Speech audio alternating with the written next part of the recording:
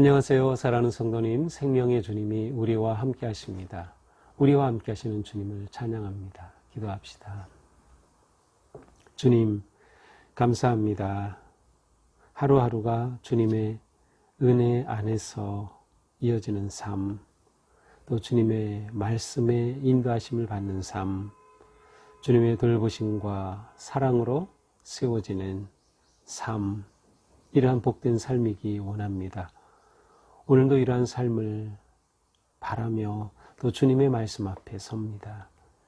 매일매일 다가오시는 주님의 말씀과 음성에 귀를 기울이며 또 그 말씀을 잘 받고 깨달아서 말씀대로 우리의 삶이 거룩하게 세워지도록 인도하여 주시옵소서.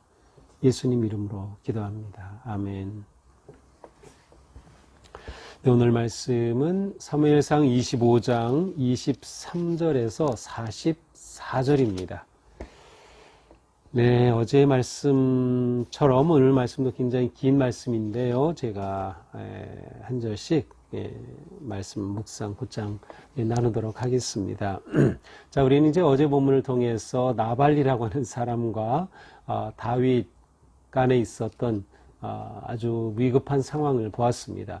이제 다윗의 도움 요청을 나발이 거절하게 되고 다윗은 그것에 분노해서 이제 나발과 그의 집의 모든 사람들을 죽이겠다는 그러한 앙심을 가지고 이제 달려오고 있습니다. 이제 이런 긴급한 상황 속에서 다행스럽게도 이 나발의 한 종이 이 상황을 파악하고 아내 아비가일에게 이 상황을 알리죠.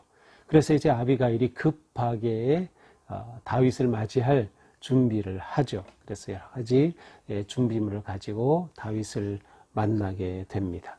자, 이제 오늘 본문은 그 만나는 장면으로 시작합니다. 23절입니다. 아비가일이 다윗을 보고 급히 나귀에서 내려 다윗 앞에 엎드려 그의 얼굴을 땅에 대니라. 자, 이 모습이 그려지죠. 아비가일이 급히 와서 다윗 앞에 이렇게 내려가지고 엎드려가지고 땅에 얼굴을 댑니다. 자, 급히라는 단어가 이 사무엘상 25장에 4번이나 반복되고 있어요. 급히. 이것은 그 아비가일의 어떤 일을 처리하는 굉장히 놀라운 그런 모습을 보여주는 것이죠. 아주 적극성이 있는 거죠. 그는 이 상황의 긴급함을 안 만큼 또한 즉각적으로 대처하는 그러한 능력이 있었어요. 자, 이렇게 다윗의 발에 엎드려서 말합니다. 24절. 이 죄악을 나에게 돌리시고 여종에게 주의 귀에 말하게 하시고 이 여종의 말을 들으소서. 자, 이 죄를 저에게 돌리시고 이제 제가 다윗 당신께 하는 말을 들어주십시오 라고 간청하면서 말을 시작합니다. 25절. 원하옵나니 내 주는 이 불량한 사람 나발을 개의치 마옵소서. 예, 자기 남편이 불량한 사람, 아비가일은 그것을 인정합니다. 이 불량한 사람, 남편의 말을 개의치 마옵소서. 그 이름이 그에게 적당하니 그의 이름이 나발이니라. 그는 미련한 자니다. 그 이름이 그에 적당하다. 이 이름이 그렇습니다. 이름 자체도 제가 이 나발이라고 하는 이 뜻이 멍청이라 그랬죠. 여기서 나옵니다. 나발이라. 그는 미련한 자이다. 나발 미련한 자, 이름 그대로 그 사람은 미련합니다. 그러니 그에게 그런 행동에 대해서 그에 대해서 개의치 마옵소서. 당신은 그렇게 아주 형편없는 사람하고 그렇게 할 정도로 그러한 사람이 아니지 않습니까? 여종은 주의 종이 보낸 소녀들을 보지 못하였나이다. 다윗이 그 사원들을 보냈을 때 아비가일은 그것을 못 봤다는 거죠. 보았으면 자기가 잘 일을 처리했을 텐데 제가 그것을 미처 보지 못했습니다. 내 주도 살아계시거니와 내 주의 손으로 피를 흘려 친히 보복하시는 일을 여호와께서 막으셨으니. 자, 이렇게 어려운 상황인데 제 남편을 죽여 보복하려고 하는 것을 하나님께서는 원하지 않으신다, 막고 계신다라는 그러한 자신의 생각을 전합니다. 내 주의 원수들과 내 주를 해내는 자들은 나발과 같이 되기를 원하나이다. 그러나 거꾸로 다윗을 해하려고 하고 그렇게 하는 원수된 자들은 오히려 하나님께서 그렇게 치기를 원하신다라고 말합니다. 여종이 가져온 예물을 내 주를 따르는 소년들에게 주게 하시고, 자 보십시오. 제가 당신을 위해서 이렇게 가져왔습니다. 당신이 요청했던 것, 뭘 것을 달라고 했던 것, 그런 것 제가 준비해서 가져왔습니다. 그러니 당신을 따르는 소년들에게 주시고 이 여종의 허물을 용서하여 주소서. 여호와께서 반드시 내 주를 위하여 든든한 집을 세우시리니. 자, 이것은 무엇을 말합니까? 여호와께서는 반드시 당신의 집을 든든하게 세우실 것입니다. 이것은 앞으로 다윗이 왕이 되고 그 왕위가 든든하게 될 것이라고 하는 말입니다. 자, 이것을 보면 이 아비가일은 지금 이 세상의 흐름을 지금 제대로 파악하고 있는 겁니다.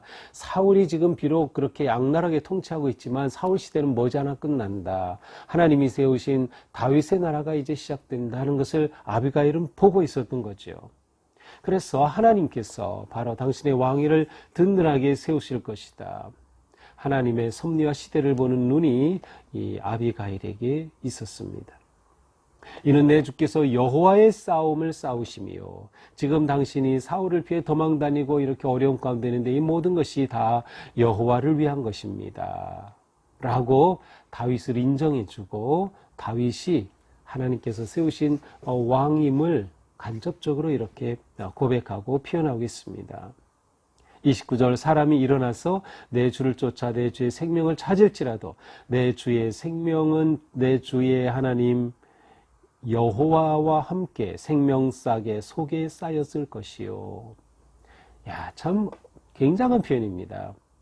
비록 많은 사람들이 당신을 죽이려고 지금 쫓아다니고 당신의 생명을 찾고 있지만 당신의 생명, 다윗의 생명은 뭐라고요? 하나님 여호와와 함께 생명싸개 속에 쌓였을 것이요. 생명을 이렇게 거의 품어주는 싸개가 있는데 마치 어머니의 자궁과 같은 그러한 가장 세상에서 안전한 곳에 그렇게 하나님께서 그렇게 품어주시고 보호하시고 지켜주십니다 라고 말해주는 거예요. 반대로 내 주의 원수들은 물매로 던지듯 여호와께서 던지시리이다. 다윗이 어디서 이런 말을 들었습니까? 당신의 생명은 하나님께서 생명싸개 안에 고이 간직하고 품고 있는 소중한 생명입니다. 이러한 말을 듣는 다윗 어떻게 할까요? 아비가일은 계속 말하죠. 30절, 여호와께서 내 주에 대하여 말씀하신 대로 모든 선을 내 주에게 행하사 내 주를 이스라엘의 지도자로 세우실 때에, 내 주께서 하나님께서 당신을 이스라엘의 왕으로 세우실 때에, 그때 만약 무지한 피를 흘렸다든지 내 주께서 친히 보복하셨다든지 함으로 말미암아 슬퍼하실 것도 없고 내 주의 마음에 걸리는 것도 없으시리니, 다만 여호와께서 내 주를 후대하실 때에 원하건대 내 주의 여종을 생각하소서. 자, 여기서 이 말은 이제 당신이 왕이 될 것이 아닙니까? 근데 왕이 될 때에 다윗이 죄가 없는 무지한 사람을 죽였어요. 피를 흘렸어요. 또 다윗이 보복을 함으로 많은 사람들을 죽이는 거예요. 그랬다고 하면 당신이 왕이 될 때 그것이 얼마나 걸림돌이 되고 후회가 될 것입니까? 왕이 될 때 오점이 되지 않겠습니까? 후회할 일이 되지 않겠습니까? 이런 것들은 하나님께서 다 하신다는 거죠. 하나님이 다 갚으신다는 거예요. 사실 나발을 다윗이 죽이려고 하는 것은 그의 마음은 우리가 이해하고 그의 분노와 원통한 마음은 이해하지만, 나발을 죽이고 그의 모든 부하들을 다 그 일꾼들을 죽이는 것은 옳지 않습니다. 비록 내가 선대한 것에 대해서 내가 기대하는 것처럼 나발이 해주지 않았을 뿐이지 그렇다고 해서 그 사람을 죽이는 것이 정당한가요? 아니죠. 다윗의 어떤 행동도 정당화할 수 없는 일입니다. 지금 아비가일은 그걸 이야기하는 거예요. 당신이 왕이 될 텐데 부당하게 사람을 죽였다. 이건 당신에게 오점이 되지 않겠습니까? 슬퍼하고 후회할 일이 되지 않겠습니까? 라는 거죠. 그러니 당신이 왕이 될 때 바로 이 종을 기억해 주십시오. 내가 그때 아비가일 그로 인해서 정말 보복하느라 사람을 죽일 뻔했는데 내가 그렇게 하지 않은 게 정말 다행이지 라고 생각해 주십시오 라는 그런 의미가 담겨 있는 거죠. 자, 이러자 다윗이 아비가일에게 말합니다. 오늘 너를 보내어 나를 영접하게 하신 이스라엘의 하나님 여호와를 찬송할지로다. 다윗은 아비가일의 말을 듣고 하나님을 찬양합니다. 왜냐하면 이 엄청나고 놀라운 여인을 만났기 때문이죠. 자기를 지켜줬기 때문이죠. 보호해줬기 때문이죠. 그리고 또 말하죠. 내 지혜를 칭찬할지며 내게 복이 있을지로다. 오늘 내가 피 흘릴 것과 친히 복수할 것을 내가 막았느니라. 그렇습니다. 아비가일로 인해서 다윗은 복수하고 피 흘리는 이 비참한 폭력적인 행동을 하지 않게 된 거죠. 그래서 아비가일의 지혜를 칭찬합니다. 내가 나를 막았다. 그래서 막았다는 단어는 가두었다는 거예요. 아비가일의 이 말이 다윗을 꼼짝 못하게 딱 가두고 말았어요. 폭력을 행하지 못하도록 가두고 말았던 거죠. 이렇게 아비가일의 말에는 힘이 있었어요. 다윗을 딱 가둘 힘이 있었던 것이죠. 바로 지혜의 말이었기 때문입니다. 34절 나를 막아 너를 해치지 않게 하신 이스라엘의 하나님 여호와께 살아계심을 두고 맹세하노니 네가 급히 와서 나를 영접하지 아니하였다면 밝는 아침 과연 나발에게 한 남자도 남겨두지 아니하였으리라. 다윗이 자기의 속마음을 털어놓습니다. 내가 나를 이렇게 막지 않았다면 아마 지금 어두운 때인 것 같아요. 내일 아침 밝았을 때 나발과 함께한 한 남자도 다 남기지 않고 죽였을 것이다. 그리고 다윗이 이 아비가일이 가져온 것을 다 받고 말합니다. 내 집으로 평안히 올라가라. 내가 네 말을 듣고 내 청을 허락하노라. 이렇게 하여 다윗은 아비가일의 말을 듣고 나발을 죽이려고 추격하던 것을 멈춥니다. 그리고 아비가일을 돌려보내죠. 자, 이렇게 아비가일이 돌아왔어요. 돌아와서 보니 이 나발이 그야말로 멍청한 짓을 계속하고 있어요. 어떤 때라고 했죠? 그렇습니다. 큰 잔치가 벌어졌어요. 양털을 깎는 큰 잔치, 타작마당에서 이 놀라운 일이 일어난 거죠. 그러니까 너무 좋은 날이죠. 막 양털을 깎아서 돈을 벌고 막 수확하고 열매 맺는 그런 날이니까 술에 흥건히 취해 있습니다. 보니까 이렇게 술 취해 있으니까 아비가일이 그 밤에는 아무 말도 하지 않아요. 그 다음날 아침이 밝을 때까지 가만히 기다렸다가 그 다음날 아침 37절입니다. 나발이 포도주에서 술에서 다 깨어난 후에 그의 아내가 지난 밤에 있었던 일을 다 그에게 말해줍니다. 그러자 나발이 낙담하여 몸이 돌과 같이 되었더니 낙담하였다. 더 이상 생각조차 할 수 없게 되죠. 마음이 멈춘 거예요. 심장이 멎었다는 뜻이에요. 몸이 돌과 같이 됐다. 얼었고 말았습니다. 깜짝 놀랐죠. 이거 아내가 아니었으면 그날 밤 자기는 죽은 겁니다. 38절 이 일이 있은 열흘 후에 한 열흘 후에 열흘쯤 후에 여호와께서 나발을 치심에 그가 죽으니라.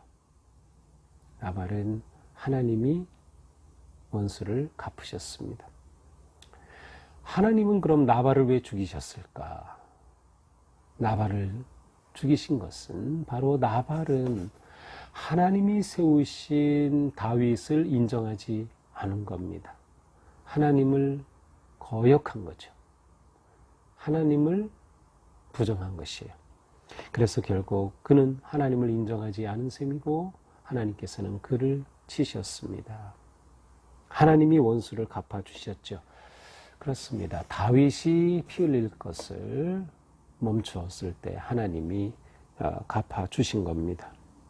자, 이 나발이 죽었다는 소식을 다윗이 들었어요. 그러자 하나님께서 내가 당한 모욕을 갚아주셔서 종으로 악한 일을 하지 않게 하신 여호와를 찬송할지어다. 다윗은 하나님께서 아비가일을 통해 자신을 이렇게 구해주셨다는 것을 알고 있었어요. 그래서 하나님께 찬송하고 영광을 돌립니다. 여호와께서 나발의 악행을 그의 머리에 들리셨도다. 그리고 나서 다윗이 아비가일을 자기 아내로 삼으려고 사람을 보냈습니다. 다윗이 아비가일 같은 여자를 만난 적이 없는 거죠. 아니, 여자만이 아니라 그와 같은 사람을 만난 적이 없었던 거예요. 이처럼 지혜로운 여인을 만나다니.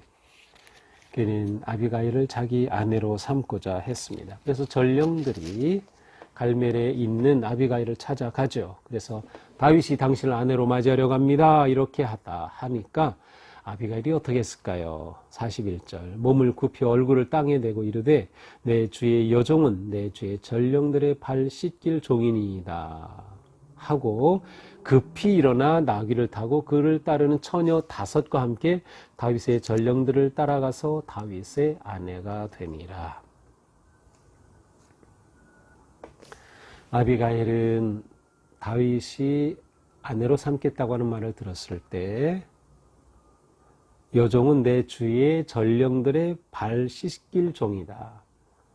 자신을 종이라고 말하고 다윗이 보낸 그 신하들의 발을 씻길 종이다 라고 말합니다. 자기는 진짜 종이 되어 다윗을 섬기겠다는 뜻이죠. 그리고 급히 일어나서 다윗을 따라 다윗을 향해 갑니다. 여종 5을 데리고 가죠.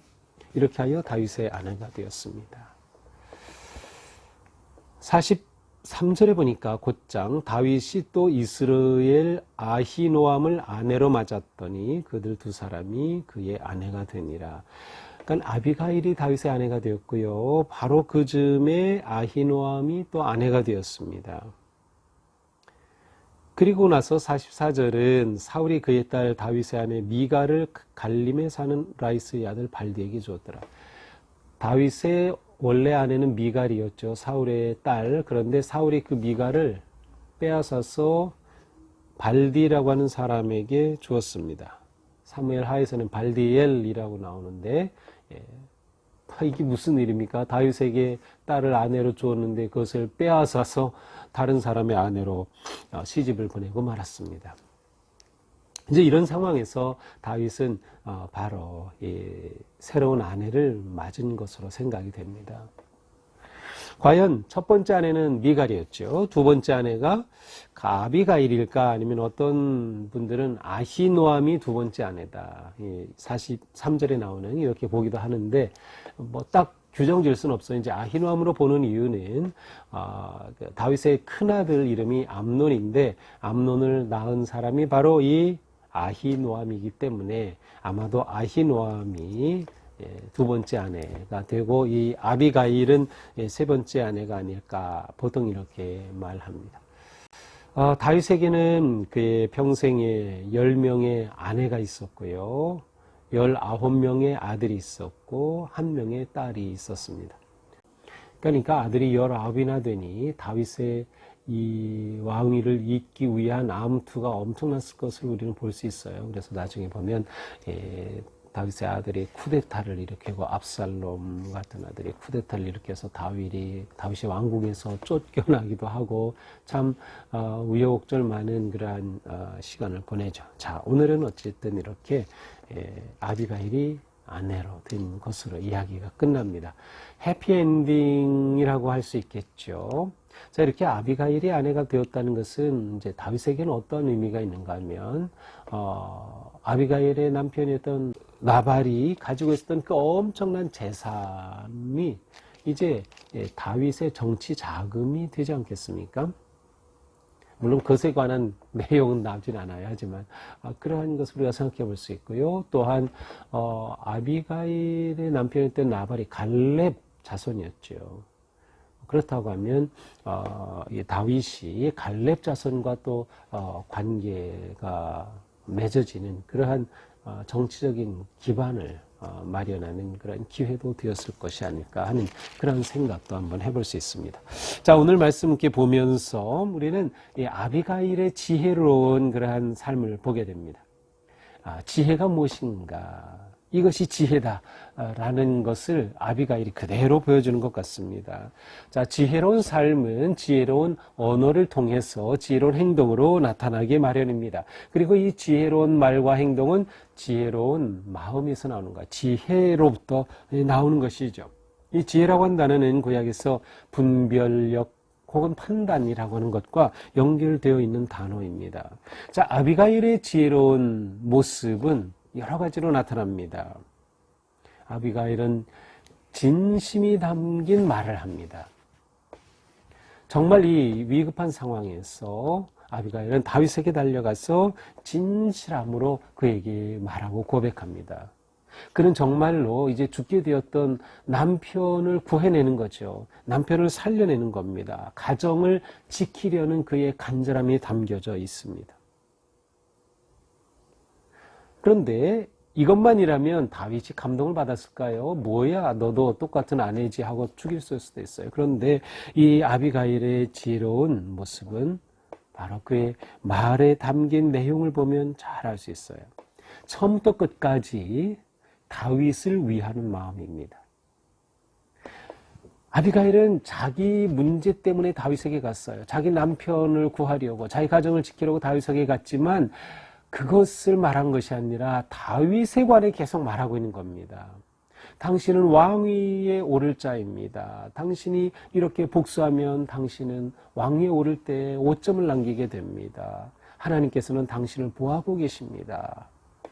라면서 다윗을 위한 말을 계속하는 거죠. 바로 이것이 지혜로운 모습이에요. 상대방을 진정으로 생각해주고 정말로 존경하고 염려하는 그 마음, 바로 진심이 그에게는 있었던 겁니다.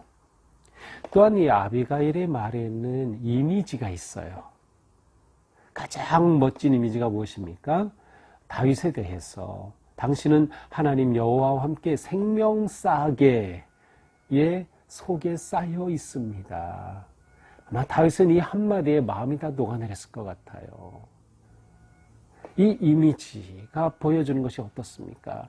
야, 정말 하나님이 나를 생명싸개로 꼭 안아주신다 하는 것을 다윗이 다시금 생각할 때 그 위로와 힘과 용기가 넘쳐나겠죠. 바로 아비가일은 이러한 이미지, 그림, 언어를 말할 줄 알았던 것이죠.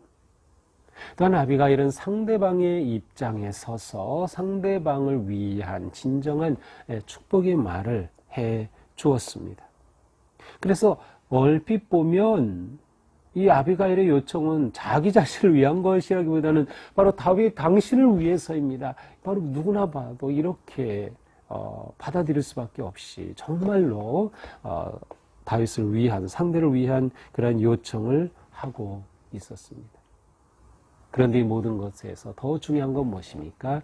아비가일은 하나님의 뜻을 알고 하나님의 큰 역사하심을, 섭리하심을 알고 믿었다고 하는 것입니다. 그는 지금 이 시대가 어떻게 흐르는지 제대로 파악하고 있었어요. 나발은 미련해서 이 시대의 흐름조차 파악하지 못하고 있어요. 그러나 아비가일은 다윗이 왕이 될 것이라는 것, 이 세상이 지금 어떻게 흘러가는지 모든 것들을 하나님께서 섭리하신다고 하는 눈으로 분명히 보고 있었던 거죠. 하나님의 마음을 아는 것이 그의 지혜의 근본이었던 것이죠. 그는 이러한 지혜로서 언제나 적극적이며 또한 겸손하게 일을 추진합니다. 아비가일이 보여주는 적극성, 이 급히라는 말이 다 4번 나온다고 했지요. 그렇습니다. 지혜로운 마음으로 적극적으로, 그러나 겸손하게 일을 하는 그러한 모습을 보여줍니다. 자, 이렇게 지혜로운 아비가일을 통해서 어떤 결과가 옵니까? 하나님의 뜻이 드러났습니다. 다윗은 다시금 하나님의 뜻을 확신하게 되었겠죠. 폭력과 복수와 살인을 멈추게 하였습니다. 이 세상에 그런 모든 악함을 멈추게 하였던 거죠. 또한 다윗 왕조의 순탄한 길을 열어가게 된 것입니다. 아비가일은 자기가 뭐 다윗의 아내가 될 거라는 거 꿈도 꾸지 못했죠. 그러나 지혜로운 그의 말을 통해 이와 같은 결과가 오게 된 것입니다. 그리고 가장 중요한 것, 하나님을 찬양하는 찬양이 울려나오게 된 겁니다. 하나님을 찬양하죠. 다윗이 이 상황 속에서 아비가일의 말을 듣고 하나님을 찬양합니다. 하나님을 찬양합니다. 하나님을 찬양합니다. 찬양이 반복되고 있어요. 이것이 지혜로운 삶의 열매입니다. 그렇습니다. 우리가 하나님의 마음을 알고 예수 그리스도의 마음을 품는다면 우리 또한 지혜로운 삶을 살게 되는 거죠. 오늘 하루 우리의 삶이 주님의 은혜 안에서 지혜로운 삶, 누군가를 격려하고 세워주고 살리는 삶, 하나님이 영광 받으시는 삶, 주님의 이름이 찬양받는 그러한 하루가 되기를 주님의 이름으로 축복합니다. 기도합시다.